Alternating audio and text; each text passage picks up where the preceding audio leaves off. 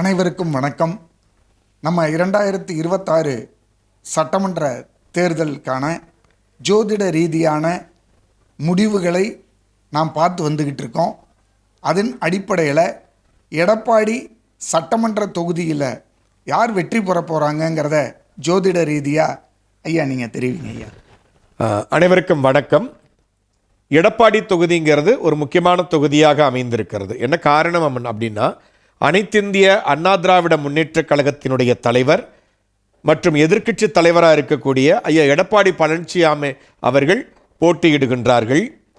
திராவிட முன்னேற்றக் கழகம் சார்பாக காசி அவர்கள் போட்டியிடுகிறார்கள். தமிழக வெற்றிக் கழகம் சார்பாக திரு அருண்குமார் அவர்கள் போட்டியிடுகிறார்கள். நாம் தமிழர் கட்சி பிரியதர்ஷினி அவர்கள் போட்டியிடுகின்றார்கள்.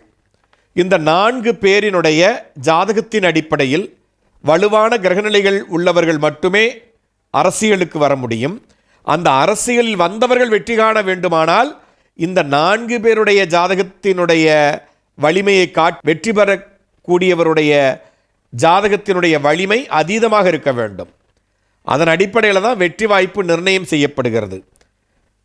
இதன் அடிப்படையில் இந்த 4 பேருடைய ஜாதகம் மற்றும் பிரசன்ன ரீதியாக யாம் கணித்திருந்த கணிப்பின் அடிப்படையில் எடப்பாடி தொகுதியில் திரு எடப்பாடி பழனிசாமி அவர்கள் நிச்சயமாக வெற்றி வாய்ப்பை பெறுகிறார் என்பதை யாம் ஜோதிட ரீதியாக கணித்திருக்கிறோம்.